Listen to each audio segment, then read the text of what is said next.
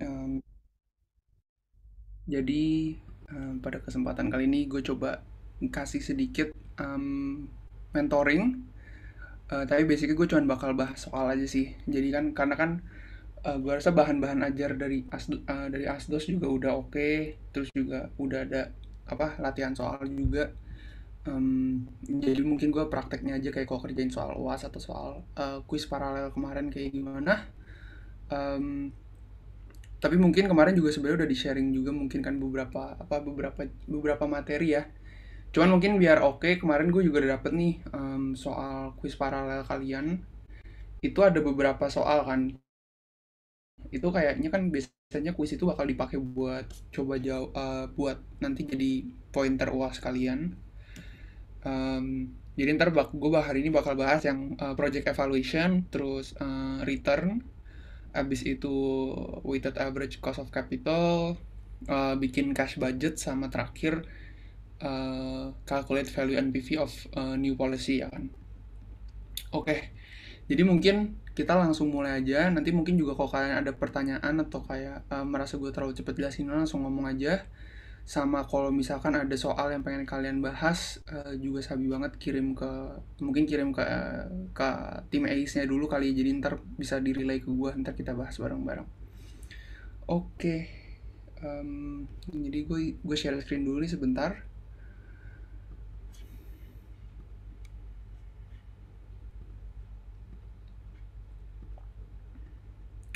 Oke, layar udah kelihatan ya?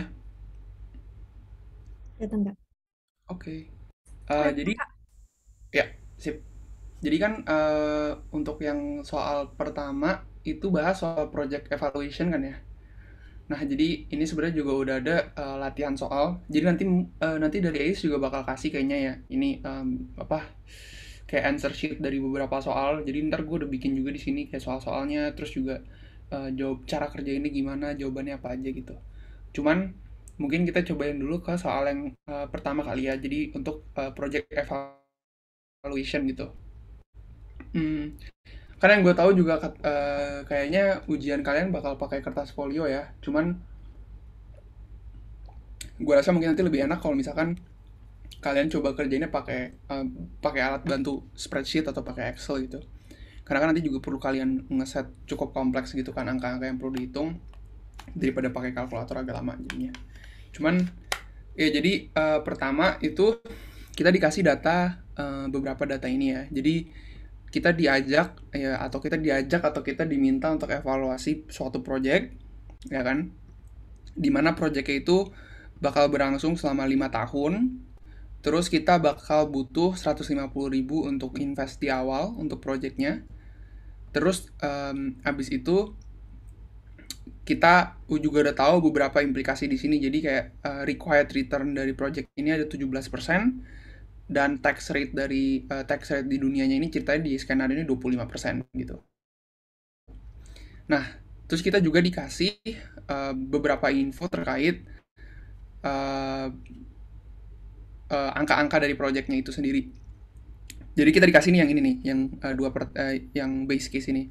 Jadi unit salesnya 500, habis itu price per unitnya 2000, variable cost per unitnya 1500, sama fixed costnya 25.000. Nah, biasanya soal yang bakal ditanya pertama itu adalah skenario analysis kan. Kalian diminta jadi kan ini kan kenapa kita bikin skenario analysis, karena ya dalam ini kan forecast nih. Ini kayak kita bikin ekspektasi, tapi kan kenyataannya nggak selalu bakal sesuai dengan apa yang udah kita forecast gitu kan. Apa yang udah kita expect. Jadi kita ceritanya di sini bikin semacam analisis skenario-skenario terburuk ataupun skenario terbaik yang bisa terjadi kalau dari ekspektasi base case kita di sini gitu. Jadi di base case ini kita bakal expect kita bisa jual 500 per tahun dengan harga 2000. Tiap tiap unit punya 1.500 on variable cost, sama fixed cost-nya itu adalah 25.000. Nah, bisa jadi ntar ditanya kayak assume kalau 4 4 titik variabel ini adalah akurat sebesar 8% gitu kan. Jadi di sini 8%. Jadi what we can do adalah kita bikin dulu hitungannya di lower bound atau upper bound-nya. dimana kita kali dulu. Jadi ya udah, di sini unit sales lower boundnya adalah 100% dikurang 8% dikali 500, 460. Sama juga upper boundnya itu adalah 100% ditambah 8% dikali 500 gitu. Nah, dari situ kan udah ketemu nih, udah bisa kalian hitung lower bound dan upper boundnya. Terus biasanya kalau misalkan diminta best case atau worst case itu adalah untuk yang mengedrive. Jadi kan kita kan buat ngitung operating profit ya. Nah, operating profit itu kan terdiri dari revenue kurang cost. Nah, kalau kalian mau ngitung yang best case itu adalah yang revenue drivernya itu terdiri dari yang upper bound, sedangkan cost drivernya terdiri dari yang lower bound. Sedangkan kalau yang worst case kebalik gitu. Jadi di sini kelihatan kan kalau misalkan kalian lihat yang best case itu kita pakai unit sales sama price per unit pakai yang upper bound ya, karena kan P kali Q itu kan revenue-nya. Sedangkan yang untuk cost-nya kita pakai yang lebih rendah. Variable cost-nya jadi yang paling lebih rendah, fixed cost-nya juga pakai yang lebih rendah gitu. Oke. Jadi ini untuk yang pertama kan bikinnya kayak gini dulu aja ya. Upper and lower bound-nya. Nah, tapi biasanya juga ditanya NPV. Nah, ini untuk yang pertanyaan selanjutnya terkait dengan NPV dari kita punya project ini. Nah, jadi di sini juga sebenarnya caranya adalah ini cukup cukup straightforward. Cuman nanti jadinya yang perlu kalian lihat adalah perbandingan antara best case sama worst case-nya. Jadi kita juga udah tahu sekarang kalau sebentar nih, saya coba cek.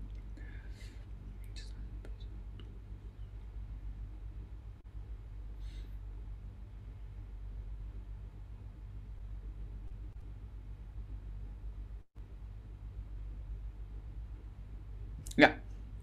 Jadi kita tinggal masukin aja nih di sini dengan rumus yang udah ada di sini. Jadi ya ini ke beberapa rumus yang perlu kalian tahu. Cuman basically kita coba hitung dulu salesnya berapa, terus total variable cost-nya berapa, supaya ntar kita bisa dapat operating profit atau EBIT di sini. Jadi juga gampang, sales tinggal P kali Q, price kali total sales, terus total variable cost juga tinggal quantity kali variable cost per unit, sama juga fixed cost juga udah ada di sini kan. Nah, rumus EBIT-nya udah tinggal sales kurang variable cost, kurang fixed cost, kurang depreciation. Terus abis itu juga butuh tax expense, itu kan. Jadi karena kita udah punya profit nih kan, kita bakal kena pajak pemerintah. Karena udah 25%, ya udah berarti beban pajaknya ada 25% dari kita punya operating profit, dan itu datang ke net income kita sebesar segini gitu. Terus untuk yang OCF gitu kan, jadi karena ini kan kita nge-assume-nya adalah salesnya ini kan per year ya, jadi salesnya tuh bakal operasinya ini akan berulang terus gitu. Jadi kita bisa bilang kalau OCF ini tuh annual, jadi ini tiap dari tahun pertama sampai tahun kelima, ya udah di OC atau operating cash flow-nya tuh bakal stay di sini terus, dimana OCF-nya itu sendiri adalah net income, bukan net income, operating profit ditambah sama depreciation dikurang sama tax. Nah, ini kenapa kayak gini? Jadi basically kan depreciation itu kita anggap sebagai beban kan. Tapi di real life beban depresiasi ini sebenarnya kita nggak keluar 20.000 in cash gitu kan. Beban ini cuma refleksi dari alat kita yang jadi semakin jelek gitu. Nah, oleh karena itu, karena kalau ditanya soal cash flow gitu kan, berarti yang 20.000 yang dianggap sebagai beban itu kalau misalkan secara nyata di cash kita tuh sebenarnya nggak berkurang gitu. Makanya jadi kita perlu nge-add back lagi ke annual OCF-nya. Jadi makanya kita pakai rumus EBIT ditambah depreciation lalu dikurang lagi dengan tax expense. Terus untuk PV, jadi kita kan juga udah tahu kalau rumus OCF-nya ini adalah annual, ya kan, berulang. Kita bisa pakai rumus present value annuity. Nah, jadi rumus present value annuity ini yang kalian bisa cek juga di textbook kalian. Cuman ini basically melihat present value ke suatu cash flow yang sifatnya berulang gitu. Jadi rumusnya di sini kan udah 1 dikurang 1 dalam kurung 1 dibagi 1 ditambah required rate of return tutup kurung pangkat 5 tutup kurung dibagi sama required rate of return-nya itu sendiri. Dimana nanti kalian bisa tinggal kali annual OCF-nya itu ke 3,199 ini atau PVIFA ini, dan kalian akhirnya ntar sampai ke present value. Jadi maksudnya present value ini again Imagine ini 5 tahun berulang 300.000 gitu ya. Cuman kan karena 300.000 di tahun pertama sama 300.000 di tahun kelima itu lebih berharga 300.000 di tahun pertama karena kalian dapat 300.000-nya tuh jauh lebih cepet gitu. Makanya dari tahun pertama sampai tahun kelima butuh kita present value kan. Nah, present value-nya jadinya kayak gini. Terus terakhir, berarti untuk NPV-nya sendiri tuh gimana? NPV-nya sendiri udah gampang, tinggal kalian punya initial investment itu dikurang sama kalian punya ya minus initial investment dibagi sama minus initial investment ditambah sama present value dari OCF kalian. Ntar ketemu deh di sini jadinya kalian punya net present value dari project tersebut gitu. Gitu. Jadi wait one sec. Yes, oke. Terus soal track kedua yang biasa diminta itu ngomongin soal analisis sensitivitas gitu. Jadi analisis sensitivitas ini juga mirip-mirip lah. Kayak, oh ya udah nih variable cost-nya gue sekarang, let's say sekarang ada di 1.500 kan. Cuman ya kadang kalau di realita mungkin variable cost-nya bisa aja tiba-tiba menggelembung atau variable cost-nya ternyata lower than expected or something like that. Maka kita juga bisa ngelihat sensitivitas dari kita punya cash flow terhadap variable cost ini gitu. Jadi ini ditanyain kan kayak gini, caranya juga bakal mirip. Kalian bikin permisalan gitu. Jadi kita tahu variable cost per unitnya adalah 1.500 ya kan. Kita misalin aja ya pakai angka yang gampang gitu di 1.000. Kita coba ganti. Habis itu nanti kita bikin lagi cara yang sama kayak di sini, pakai rumus exactly the same. Anuitas rumus present value-nya juga tetap sama, ya kan? Kita juga sampai di sini jadinya udah bisa nih ngitung nih kayak ya udah balik lagi sales-nya juga tetap sama, ya kan? Kan sales-nya base case sama 1 juta. Bedanya cuman literally di variable cost aja gitu. Nah, variable cost-nya ini nanti ngefek ke perubahannya di annual OCF, ya kan? Jadi kalau kalian bisa lihat di sini, ketika variable cost-nya turun, ya OCF naik kan, ya make sense gitu. Karena kan jadinya cost driver kita nggak banyak. Nah, terakhir kita minta sensitivitas kan tapi. Nah, supaya kita bisa nge-quantify itu, kita lihat perubahan dari OCF ketika visinya juga diubah gitu. Maksudnya apa? Ketika visinya berubah sebesar dari 1.500 jadi 1.000, OCF-nya berubah dari 173 ke 361 ya kan. Berarti delta dari OCF atau change-nya itu adalah 187.500, di mana perubahan visinya itu adalah minus 500 gitu. Jadi ini kan kita pakai supaya ya tetap sama gitu kan. Jadi dari 1.000 kurang 1.500, habis itu ini juga 361.250 dikurang 173.750. Kita ketemu angkanya, tinggal kita bagi deh. 187.500 dibagi minus 500, kita dapat angka minus 375. Nah, terus ini juga mungkin tips buat kalian. Ketika kalian udah dapat suatu angka, jangan cuman angkanya doang gitu yang jawaban kalian. Tapi kalian kasih interpretasi atau kayak kalian kasih jawaban kalian yang lebih lengkap gitu. Gimana? Jadi ini minus 375, jangan cuman ngomong ya udah nih sensitivity-nya cuma 375, tapi kalian jawab. Berarti sensitivity-nya adalah minus 375, which means ketika visi per unit itu naik sebesar 1, OCF annual bakal turun sebesar 375 gitu. Nah, jadi itu untuk yang soal analisis sensitivitas. Kita bisa go next ke break even points ya. Nah, kalau yang break even points ini sendiri bener-bener ngandelin rumus aja sih. Jadi kan ada 3 jenis break even. Ada accounting, ada cash, sama ada financial. Basically kalau accounting itu adalah berapa sih sales yang kita butuhin supaya project ini tuh net income-nya 0 atau net income-nya di break even. Kalau yang cash juga sama, berapa sih kuantitas salesnya ketika supaya cash flow kita itu 0. Sama yang terakhir yang financial itu berapa sih salesnya supaya NPV kita itu sama dengan 0 gitu. Again, karena dimintanya buat tiap ini kan buat tiap ini gue bikinnya buat tiap buat tiap skenario, cuman kita nge-highlight aja dulu yang base case kali ya. Nah, kalau yang base case ini kan kita udah tetap lagi recall again, kita bisa recall dari angka yang di atas tadi yang udah kita bikin. Dan udah sekarang kita tinggal masukin aja sebenarnya buat yang accounting BP sama cash BP.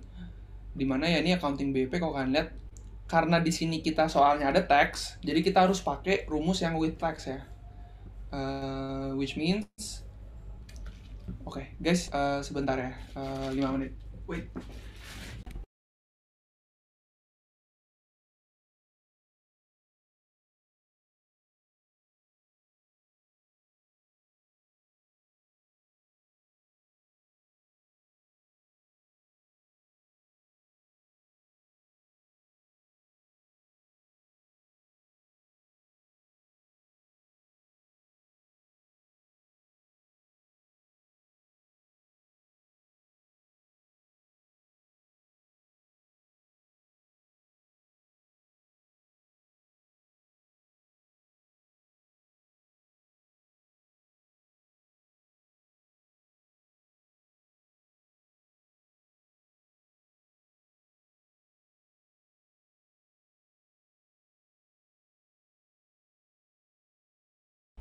Oke, sorry guys.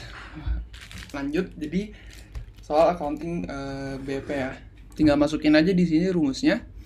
Accounting BP coba di sini kita lihat rumusnya adalah fixed cost dikali 1 min tax ditambah depreciation minus depreciation kali tax. Jangan lupa juga kurung-kurungnya ya guys, karena kalau kurungnya ini salah, angkanya bisa salah.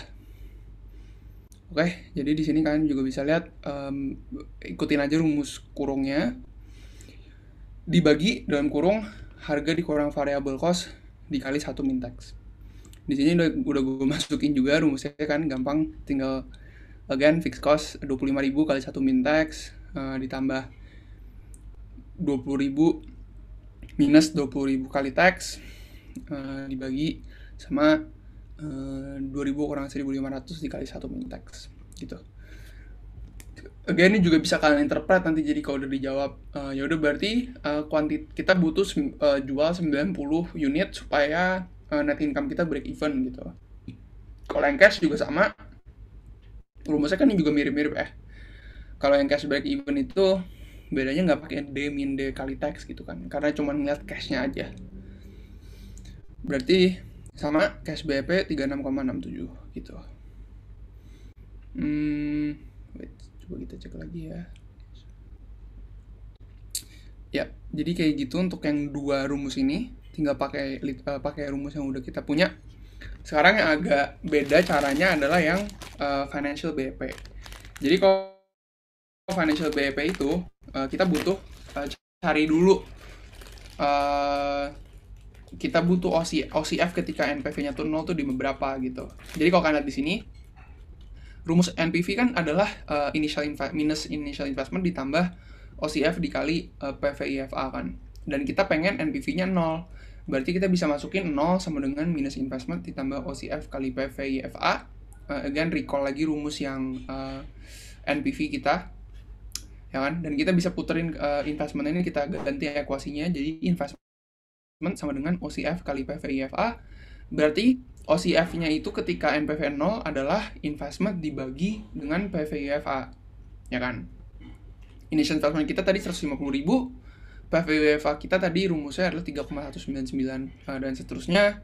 Berarti kita ketemu OCF bintang atau OCF-nya ketika NPV 0 itu di 46.884, ya kan? Nah, berarti di sini kalau ditanya OCF where NPV sama dengan 0, kita bisa pakai rumusnya lagi sekarang, dimana rumusnya itu adalah FC dikali 1 min tax ditambah OCF bintang 46884 dikurang D dikali tax tutup kurung dibagi P min V dikali 1 min tax. Jadi di sini rumusnya juga udah sama, dengan D7 25.000 dikali 1 minus 25% ditambah OCF bintang dikurang depreciation kali tax tutup kurung, habis itu juga lagian 2.000 dikurang 1.500 dikali 1 min tax. Jadi ini basically tinggal masukin rumus aja sih untuk yang angka-angka apa, untuk kalau ditanya BEP. Dan yang terakhir nanyain soal degree of operating leverage ya. Nah, degree of operating leverage sendiri juga gampang. Tinggal masukin formula aja. Rumusnya adalah 1 ditambah FC per OCF. Berarti di sini dalam base case 1 ditambah fixed cost-nya yaitu 25.000 ya kan? Ya, 25.000 dibagi 173.750. Dan kita dapat angka 1,144. Berarti an increase dengan angka DOL ini 1,144 artinya adalah increase in sales by 1% will increase the annual OCF by 1.144% gitu. Jadi itu untuk yang soal project ya. Kira-kira ada pertanyaan nggak? Kak, mau tanya. Ya. Kalau misalnya EBIT-nya itu negatif, bakal tetap kena tax nggak ya? Kalau EBIT-nya negatif, yang gue tangkep adalah justru jadi tax benefit gitu. Kalau ini kan tax expense ya. Jadi yang gue tahu biasanya kalau perusahaan itu emang lagi rugi gitu ya, misalkan dia jadinya berapa nih, misalkan minus 200.000 gitu. Setahu gue jadinya tetap bakal jadi positif justru taxnya. Jadi taxnya kalian pakai rumusnya tetap sama aja, gitu sih. Oke, thank you Kak. Ya. Oke. Kalau belum ada lagi, pokoknya nanti kalau ada apa-apa tinggal nanya aja langsung guys. Kita lanjut ke soal kedua ya. Again ini gue nyocokin sama soal quiz paralel aja ya guys. Biar soalnya kan setahu gue biasanya quiz paralel tuh ngikutin soal ujian ya. Jadi kalau yang kedua itu ngomongin soal, nah ini dia, ngomongin soal investing in stocks ya. Nah, jadi yang diminta, wait sebentar. Jadi di sini kalian sebenarnya udah bisa baca juga ya soalnya. In 2020 you invest $10,000 in stock DFTF and 22,000 in stock DMMT. You have probabilities for recession 30%, normal 50%, and boom 20%. Under crisis circumstances, you expect return will be 5% lower than return in normal condition, while under boom circumstances, the return will be 5% higher than return in normal condition. Calculate expected return and standard deviation for each stock, and also find expected return for the portfolio. Oke, jadi kalau kayak gini, kita tinggal nge-calculate aja nih pakai tabel yang udah gue buat juga. Jadi kan ini pergerakannya ya. Jadi kalau kalian lihat di tabelnya itu stok DFTF harganya selalu berubah, tapi dia nggak ngeluarin dividen. Sedangkan kalau DMMT itu harganya selalu sama, tapi dia ngeluarin dividen. Ya kan, jadi kalau kalian mau ngitung return, gampangnya adalah pakai rumus aja gitu, capital gain ditambah dividen gitu. Karena ada juga kasus dimana gabungan dari 2 stok gitu, jadi harganya berubah tapi dia juga ngasih dividen gitu kan, dan kita harus ngitung dua-duanya. Jadi kalau di sini caranya adalah kalian pakai capital gain ditambah dividen. Terus gimana cara ngitungnya? Kita udah tahu di sini, ya udah gampang, nanti tinggal selisih aja. Misalkan kalau kalian mau cepet tapi ya, kalau misalkan ini kan harganya kan capital gain nih, tinggal 120 dibagi 100 kurang 1 gitu. Oke, kan udah ketemu sebenarnya return itu berapa untuk yang secara average. Untuk yang secara dari 2016 ke 2017 gitu kan. Nah, karena kita udah ketemu, tinggal pakai rumus ini. Kalau gue tadi biar lebih step by step ya, gue minusin dulu aja gitu. Nah terus habis itu capital gain tambah dividennya, karena tadi ada soal yang kayak gini nih. Jadi kayak harganya berubah-berubah tapi dia ada dividen gitu kan. Jadi kita harus ngitungnya dua-duanya juga, capital gainnya minus berapa, dividennya ada berapa gitu. Nah terus gimana cara ngitung returnnya? Berarti tinggal selisih dari nilai di 2017 selisih nilai antara nilai 2017-2016 dibagi dengan harga di 2016 gitu. Sama juga kalau yang stok B, karena harganya tetap terus, ya udah tinggal return di tahun ke 2017 yaitu dividennya 20 dibagi sama harga lu yang di 110 gitu. Udah tinggal kita masukin aja rumusnya itu gitu. Udah, karena udah tinggal ngitung, diminta arithmetic sama geometric kan di sini. Cuman dia diminta Ya, sorry, dia diminta arithmetic average return sama geometric average return. Kalau yang arithmetic gampang, udah tinggal ini kalian averagein aja. Kalau yang geometric itu agak sulit, agak beda dikit, bukan agak sulit sih. Jadi caranya adalah kalian butuh bikin dulu di sini, mungkin ini nanti kan kalau Excel ya, kalian mau otak-atik juga bisa. Kalian bikin di sebelahnya dulu 1 tambah R. Jadi 1 tambah returnnya di sini. Jadi ini kalau kalian lihat ini 1 tambah 20%, 120%. Ini juga sama 1 tambah 18, 118%. Ya kan?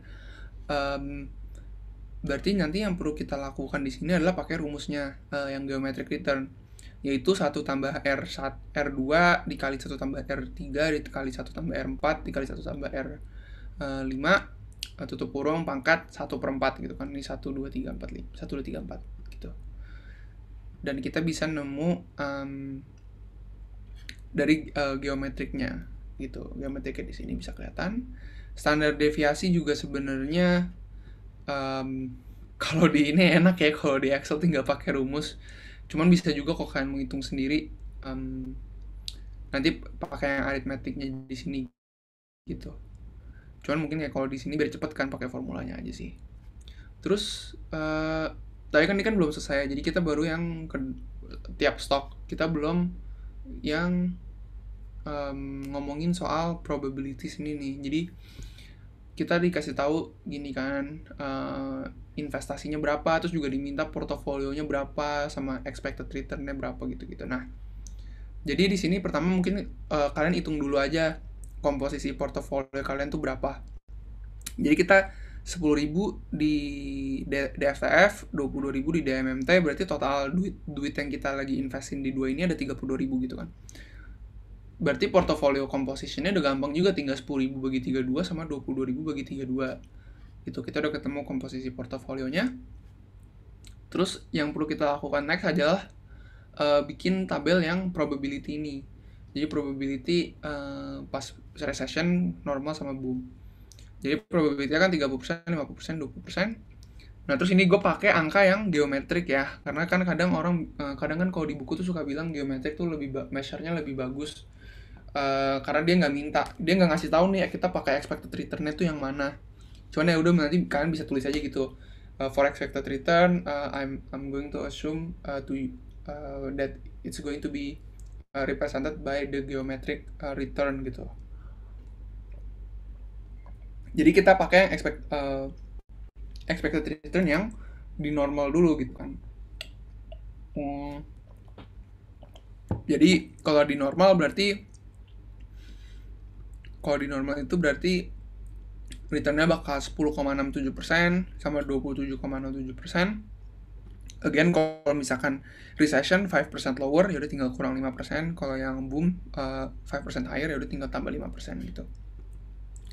Yang diminta adalah rumus expected return-nya sama standard deviation for each stock.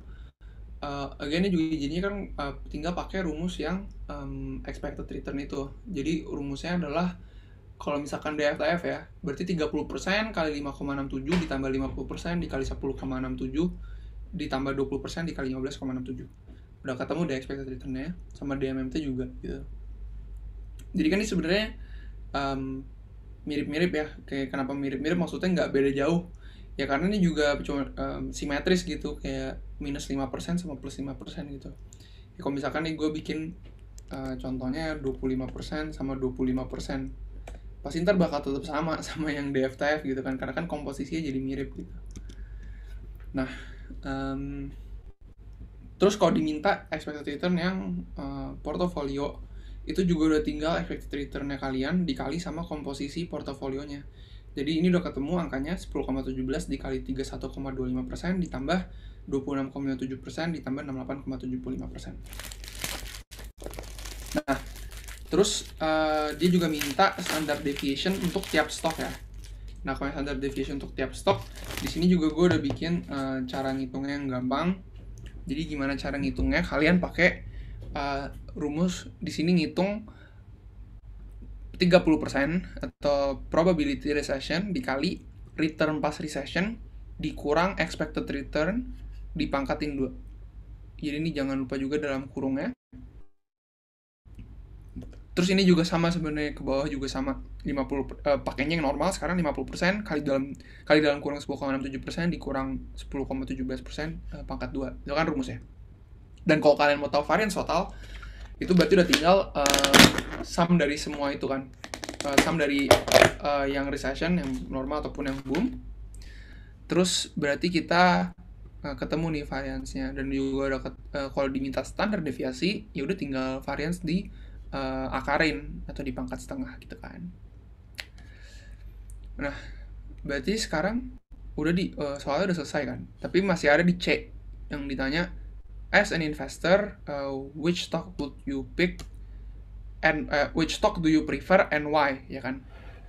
Nah, kalau gue sendiri interpretnya ini adalah, jadi dua-duanya ini punya standar deviasi yang sama kan. Standar deviasi itu kan kayak fluktuasi harga ya, jadi kayak kemungkinan harganya melenceng dari expected return tuh berapa gitu. Karena mereka punya standar deviasi yang sama, tapi kalau expected returnnya jauh lebih gede DMMT, ya berarti gue bakal milih DMMT dong gitu, karena kan secara risk adjusted itu lebih tinggi DMMT jauh gitu kan. Mungkin kayak kalau misalnya DMMT nih 26%, tapi kayak standar deviasinya kayak 0,5 gitu, baru ntar itu mungkin butuh kita quantify gitu. Cuman kalian bisa quantify sebenarnya. Jadi quantify ini kalau kalian mau jawabannya lebih sophisticated gitu kan, pakai Sharpe ratio. Jadi Sharpe ratio itu apa? Sharpe ratio itu kayak ngitung namanya risk adjusted return. Jadi kalian bisa ngitungnya adalah dengan cara gampang nih, expected return dikurang risk free rate dibagi standar deviasi gitu. Jadi kalau misalkan karena kita mau ngitung dua-duanya, ya udah assume risk free rate-nya nggak ada. Jadi tinggal expected return dibagi standar deviasi, dan kalian ketemu Sharpe ratio-nya nih, kalau DFTF 2,9, DMMT itu 7,5 gitu, 7,6 gitu kan. Ya berarti dari perspektif return yang udah di adjust to risk, DMMT jauh lebih jauh lebih bagus daripada DFTF gitu kan. Jadi mungkin itu gue bakal jawabnya kayak gitu untuk yang which stock would I prefer gitu ya. Nah itu untuk soal yang kedua. Kira-kira ada yang mau ditanyain? Belum ya? Oke. Kalau belum, kita coba lagi ke soal ketiga. Soalnya ini adalah weighted average cost of capital. Ini juga sebenarnya ini tinggal kalian ingat formula aja sih kalau yang soal weighted average cost of capital. Jadi soalnya itu kayak gini, kita diminta calculate WACC dengan information yang udah dikasih ini sebagai berikut, ya kan. Debt-nya kita punya 20.000 obligasi yang lagi beredar, kuponnya itu 5%, nilai parnya 1.000, terus termnya 5 tahun, dijual di 95%. Sekarang itu maksudnya sekarang lagi dijual di 95% dari par value, dan pembayarannya itu adalah tiap tahun. Common stock kita juga ada di sini, 180.000 dijual di 70, betanya 1,67. Terus preferred stocknya juga 25.000, stocks outstandingnya, dividennya 8, market price-nya 85, par value-nya, dan so on and so forth ya. Nah kita diminta buat ngitung WACC, ya kan. Ya, cara ngitungnya di sini adalah pertama kalian jajarin dua aja given information-nya. Kalau yang bonds apa aja, yang common stock apa aja, yang preferred stock apa aja, gitu kan. And then maybe the first step adalah kalian butuh cari pembobotan dari tiap ini ke balance sheet perusahaan. Jadi maksudnya apa? Kita hitung dulu nih nilai-nilai di tiap obligasi, tiap shares, tiap preferred stock itu tuh berapa gitu di perusahaannya. Gampang juga caranya. Tinggal kalau yang debt kita tahu udah beredar 20.000, terus nilainya juga udah ketahuan adalah 95% dari par ya kan, di market gitu. Berarti nilainya sekarang 950. Ya udah tinggal 950 dikali 20.000 gitu. 95% dari 1.000 kali 20.000 ketemu. Habis itu juga common stocknya juga gampang, tinggal 180.000 kali 70. Yang preferred stock juga gampang, tinggal 25.000 dikali 85 gitu. Ketemu total capital kita. Terus kita lihat proporsinya gitu, berapa dari yang komposisi debt berapa, tinggal debt bagi total, itu bagi total, dan so on and so forth lah. Terus sekarang kita step by step dulu nih, karena kan WACC itu komponennya ada 3 berarti di sini. Ada cost of debt, ada cost of equity gitu kan. Ada cost of common stock sama cost of preferred stock. Nah, cara ngitungnya gimana? Pertama untuk yang cost of debt dulu. Jadi cost of debt itu adalah required rate of return kan. Nah, cara ngitungnya berarti di sini adalah yieldnya bond kita tuh sekarang lagi di berapa gitu. Karena yield tuh representatif dari required rate of return dari debt kita, yang berarti bisa kita pakai buat jadi cost of debt gitu. Nah, kita udah dapet nih angka-angkanya, par value-nya berapa, kuponnya 5%, pembayarannya annual gitu kan, sama di time to maturity 5, price-nya 950. Nah, kita butuh pakai interpolasi di sini. Kayaknya ini kan juga sempat ini materi UTS ya, yang buat bond interpolasi. Itu kan kalian harusnya juga udah tahu lah caranya gimana. Cuman nih kita coba rememorize again. Jadi di sini kita udah tahu kalau kan harganya sekarang itu adalah 950 ya. Berarti kan currently itu discounted. Nah, kalau harga 950 berarti pasti YTM atau yield debt ini tuh lebih tinggi dari coupon rate dari 5% gitu. Sebaliknya juga sama gitu. Jadi kalau misalkan harga 1.100 ya udah berarti coupon rate-nya pasti yieldnya pasti lebih rendah dari 5%. Jadi kita udah bisa bikin permisalan di situ. Maksudnya permisalan adalah di sini gue bikin contohnya, oh ya udah gue coba tembak di 7% lah gitu kan, lebih tinggi gitu lebih tinggi 2% dari coupon rate. Ketemu di sini nilainya kan kalau 5% itu nilainya 1.000, sedangkan kita mau nyari kalau nilai obligasi 950 tuh berapa yieldnya gitu kan. Nah, tapi kita belum bisa di situ. Makanya kita coba hitung yang kalau yieldnya itu 7%. Kalau yieldnya 7%, berarti kita bisa pakai rumus yang ini nih. Rumusnya value of bond. Tinggal kupon 50 ya kan dikali rumus anuitas ya kan. Karena rumus anuitas ini berarti 1 dikurang 1 per dalam kurung 1 ditambah 7% atau YTM tutup kurung pangkat 5 terus dibagi sama required rate of return-nya lagi 7%. Sedangkan kalau yang fair value of bond-nya itu tinggal 1.000 dibagi 1 tambah 7% pangkat 5. Ketemu deh angkanya di 918 gitu kan. Terus next berarti kita udah ketemu nih, kayak kita udah bisa nebak-nebak lah. Nah, cara nebaknya pakai interpolasi, berarti YTM kurang R1 per R2 kurang R1 itu sama dengan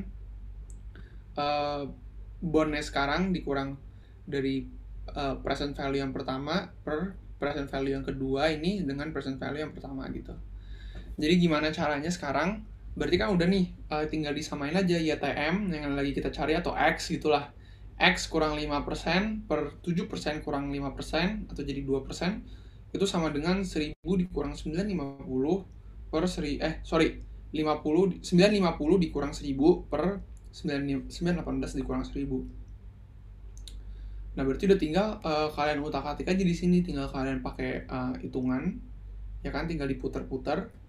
2% ini misalkan pindah ke minus 50 gitu, terus ini 82 pindah ke kanan, tinggal dikali, ketemu deh di hitungan nanti tinggal minus 287 YTM sama dengan minus 15,35, berarti YTM sama dengan 15,35 per 287,01 atau 5,348. Berarti sekarang cost of DP adalah 5,348 gitu. Nah, itu untuk yang cost of debt. Sekarang kita ke yang cost of equity, itu lebih gampang harusnya. Kalau yang cost of equity itu kita pakai, itu juga kita butuh nangkep dari sinyal dari yang dikasih sama soalnya, ya kan? Soalnya tuh ngasih data apa aja sih gitu kan? Karena kan kalau bisa aja modelnya CAPM atau DGM gitu. Kalau misalkan dia ngomong, ada ekspektasi dividen atau ada apa, itu berarti kan kita bisa pakai yang model dividen, tapi karena ini sekarang yang dikasih adalah market risk premium, risk free rate, beta, itu kita pakai yang CAPM. Nah, CAPM tuh fungsinya gimana? Ya udah tinggal pakai bener-bener pakai rumus ini. Cost of equity sama dengan risk free rate ditambah beta dikali market risk premium. Udah ketemu deh, di sini udah ada kan, dikasih gampang. Tinggal 5% dikali 1,07 5% ditambah 1,07 dikali 7,5%, 13%. Sedangkan yang cost of preferred stock juga tinggal dividen per price. Dividennya adalah 8 dibagi 85, 9,4%. Dan untuk ngitung WACC udah tinggal ini semua dikali sama komposisi dari kita punya tadi. Nah, tapi yang debt harus ngitung taxnya juga. Jadi debt itu 5,348 dikali 1 minus 3,34% dikali 56,34% ditambah 37,36% dikali 13% ditambah 6,3% dikali 9,4%. Ketemu deh weighted average cost of capitalnya.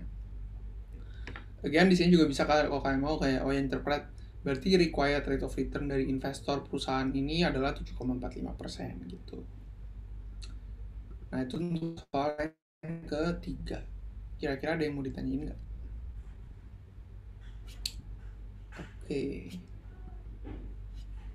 Oke, tunggu sebentar ya guys.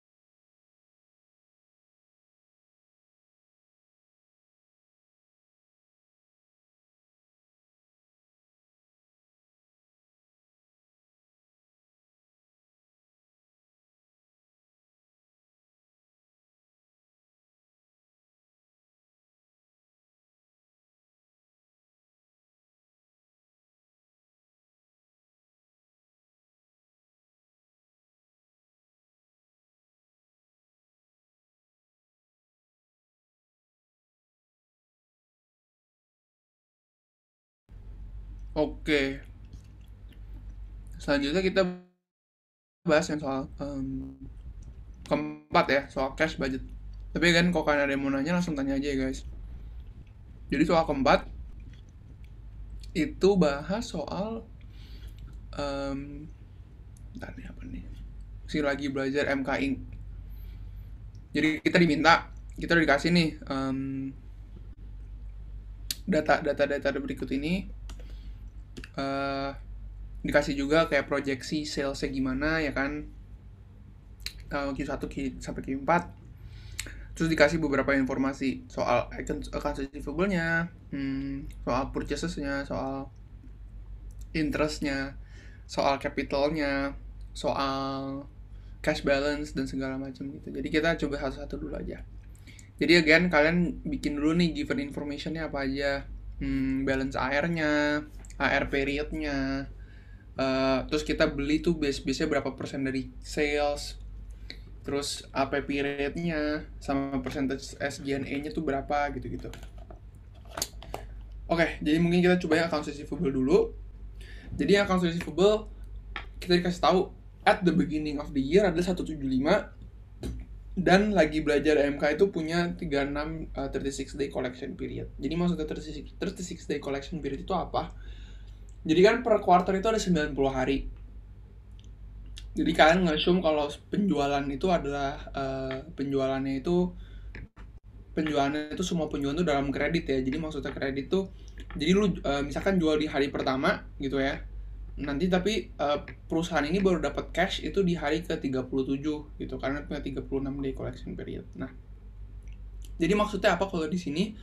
Berarti kan kalau kayak gitu kita ngasumnya kalau misalkan di hari 30 gitu, hari ke-30 quarter 1 kita masih nge-collect-nya itu kan di hari ke-66 quarter 1 juga kan. Berarti yang kejual di hari 30 itu masih bakal ke-collect di quarter 1 juga. Tapi untuk yang udah misalkan di angka 6, misalkan lu jual barang di hari ke-60 quarter 1, itu kan lu baru bisa ke-collect hari ke-96, which means udah nggak quarter 1 lagi, udah quarter 2 kan. Nah, berarti makanya kita butuh pakai cut off point ini untuk nge-represent itu gitu. Jadi yang ke-collect di Q2 yang mana, yang ke-collect di Q1 tuh yang mana gitu kan. Jadi karena ini 36 day collection period, berarti yang bisa ke-collect tuh cuman yang 54 hari doang, ya kan? 54 hari pertama atau kira-kira 60% gitu kan. Jadi caranya gimana? Mungkin di sini kalau misalkan 36 day collection period, cut off-nya tinggal 36 dibagi sama 90 yang old sales, sama yang ini 0,6 tinggal 1 dikurang 0,4 gitu. Jadi caranya gimana sekarang kalau buat kita kerjain, tinggal buat yang Q1 yang old sales kita pakai yang AR balance yang beginning year 175. Yang current sales itu berarti 0,6 dikali 450. Yang Q2 0,4 kali 450, yang current salesnya 0,6 kali 425. Udah deh, tinggal terus kalian bikin lagi sampai quarter 4, dan nanti ketemu juga cash collectionnya tinggal kalian jumlahin gitu, dari quarter 1 berapa, quarter 2 berapa, quarter 3 berapa, quarter 4 berapa. Itu untuk yang collection accounts receivable. Terus buat yang accounts payable payment ya. Nah, yang accounts payable payment ini juga mirip-mirip lah caranya. Logikanya juga mirip gitu kan. Di sini dikasih tahu kayak 45. Kita purchase-nya itu suppliers are normally paid 45 days gitu kan. Berarti kalau misalkan kita beli di hari 40 gitu ya, beli produk atau beli yang buat bikin produk kita, berarti kita baru bakal bayar di hari ke-85 gitu, cash kita baru keluar di hari ke-85 ya kan. Nah, maksudnya jadi gimana, ini implikasinya sama juga gitu, kita bikin cut off point juga. Soal pertama kita butuh ngitung kita bakal purchase dari supplier tuh berapa ya kan. Supplier bilang kita bakal 45% dari next quarter's forecasted sales. Ya udah, berarti tinggal bikin aja di sini nih juga Q4 sampai Q1 gitu. Nah, ini Q4 sebenarnya dipakai kenapa? Karena kita butuh ngitung nanti di Q1-nya. Jadi gimana caranya di sini? Tinggal itu 45% kali next quarter sales, terus berlanjut sampai Q4. Ini kan kita dikasih tahu juga Q1 bintang nih berapa. Q1 bintang itu adalah mana sih dikasih tahu, sales for the first quarter of the year after this one is projected to be 10% higher. Ya udah, ini tinggal 480 dikali 1 tambah 10%. Terus tinggal dibikin juga sama gitu. Jadi kalau ini 0,5 kan, jadi enak sebenarnya, 0,5. Jadi 202,5 supplier purchase di Q4. 101 kita bayar di Q4 nya juga, tapi 101 kita bayar di next quarter ya kan, di Q1. Again sama juga di sini. Terus lanjutkan, logikanya tetap sama gitu kan. Udah deh, tinggal kalian jumlahin dan itu jadi cash disbursement sekalian gitu. Nah, kalau gitu sekarang kita bisa bikin tabel selanjutnya soal net cash inflow. Net cash inflow ini juga tinggal masukin dulu pertama cash collection-nya yang sama dari angka yang di sini. Terus kita hitung total cash disbursement itu berapa. Ada AP payment ya kan, ini 197 sampai 227.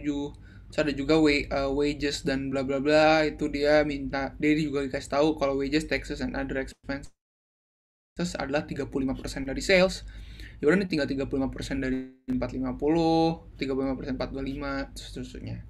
Terus yang interest and dividend, dia bilang dia bayar dividen 35 million per quarter. Udah nih juga taruh 35 million. Terus dia juga bilang dia mau taruh capital outlay 225 juta di second quarter. Ini juga udah tinggal 225 ditaruh di second quarter. Ketemu deh total cash disbursement-nya berapa, dan ketemu juga nanti tinggal dijumlahin deh cash collection kurang total cash disbursements, dan ketemu net cash inflow-nya gitu.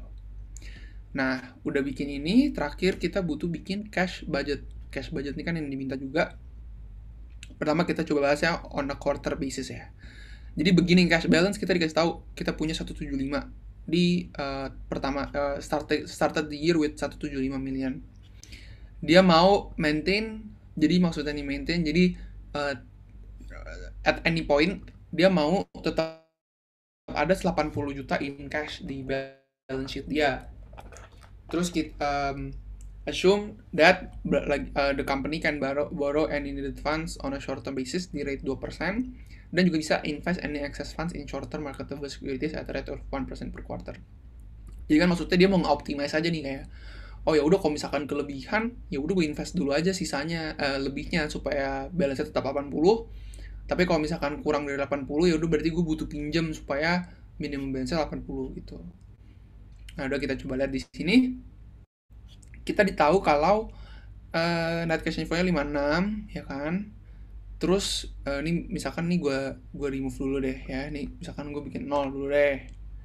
Nah, kita tahu kalau berarti ending cash balance itu kalau misalkan cuma net cash inflow udah 231, sedangkan minimum cash balance adalah 80 ya kan. Berarti ketahuan banget nih, udah ketahuan kita lebih 151 kan. Ya udah 151 ini bakal masuk mana? Bakal masuk short term investments. Nah, jadi untuk cara bikinnya kita bikin lagi di bawah ini untuk 4 ini juga, dan kita bikin balance-nya. Beginning short term investment-nya 0, di Q1 di awal 0 tapi di akhir 151 kan. Terus jadi nanti kalau di sini kalian bisa taruh di sini sama dengan minus 151 gitu kan. Udah balance juga.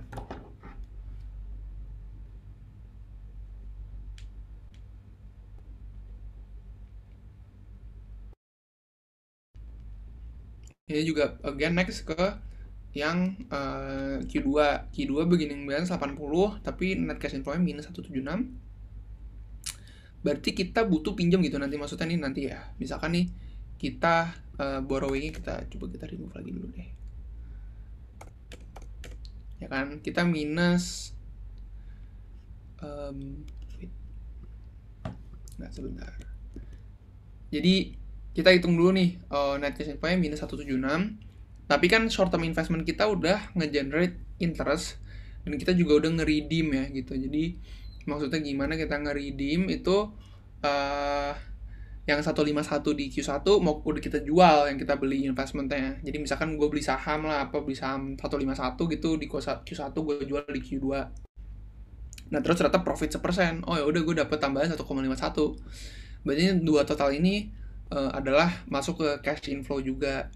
Nah, 80 minus 176 ditambah 2 ini ending cash balance-nya 56. Berarti kan kurang dari 80 ya kan. Kita ada defisit 24. Berarti kita bakal pinjam 24. Nah, ini juga bakal kita masukin di sini gitu. Kita bikin di atas. Nah, jadi tetap 0 juga nih kumulatif surplusnya. Lanjut ke ini, ke Q3 juga sama 80, 39 ya.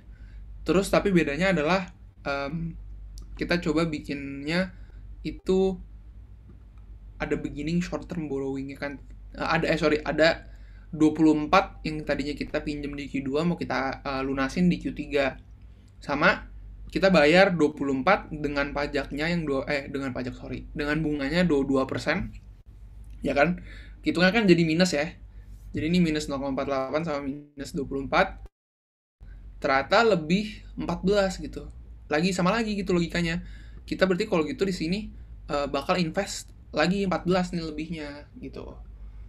Jadi lanjut lagi sama gitu kan. Ini juga tetap sama nih kalian, kalau kalian bisa lihat nih di Q2 karena kita pinjam 24 jadi 24, tapi beginning Q3 24 karena udah kita lunasin 0 gitu. Sama aja di sini juga. Sama juga di quarter 4 jadinya. Quarter 4 80, net cash inflow 48. Ada kita jual lagi nih yang 14 yang kita beli dengan interestnya lebih 63, udah deh kita invest juga jadinya, dan berubah jadi dari 14 ke 63 gitu. Jadi itu untuk cash budget. So far ada pertanyaan nggak? Oke. So far gitu, jadi untuk cash budget ya. Untuk yang soal terakhir. Soal terakhir adalah soal credit policy.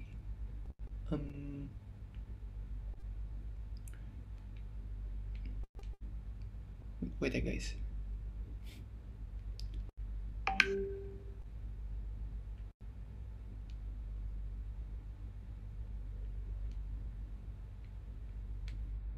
Nah, kalau yang kedua adalah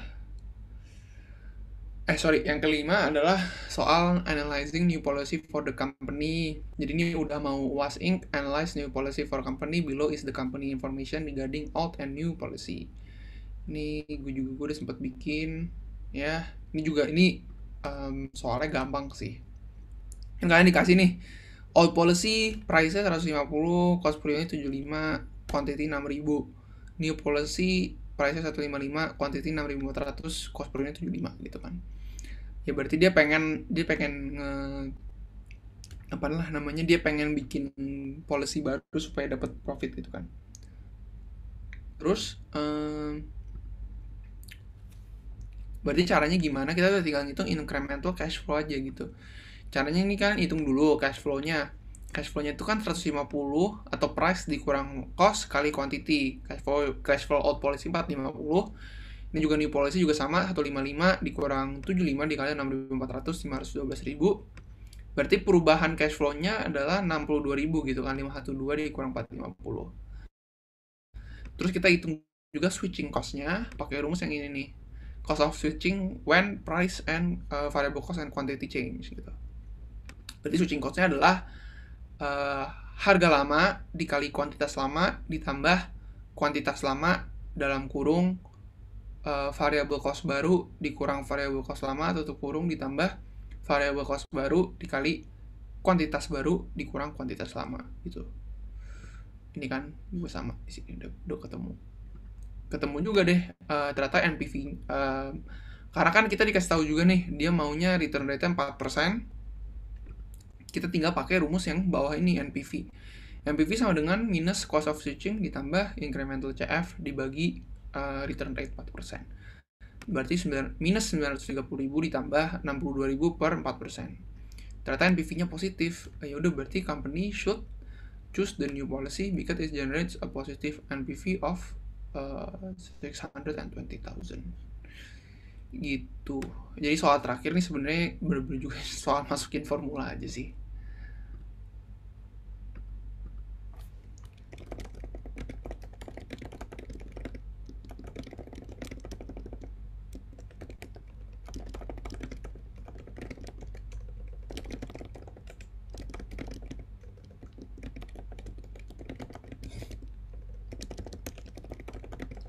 Nah, jadi mungkin itu sih so far. Itu yang pembahasan Quispar ya. Dan gua rasa mungkin jadi soal UAS juga. Cuman kira-kira ada lagi nggak yang mau ditanyain atau kalian kira-kira ada soal yang pengen dibahas mungkin? Cuma otherwise that's it sih. Mungkin jadinya pokoknya kuncinya ya jawabnya pakai interpretasi gitu sih. Jadi kalian nggak cuma angka doang. Selalu ada elaborasi dari angka itu gitu. Gitu. Oke. Kira-kira ada yang mau ditanya nggak guys? Atau dari Ais mungkin ada lanjutan? Dari kita aman sih kak. Thank you semua yang udah datang. Thank you juga Kak Hukom. Nanti materinya bakal diupload di YouTube kita ya. Thank you semuanya. Oke, thank you ya. Thank you Kak.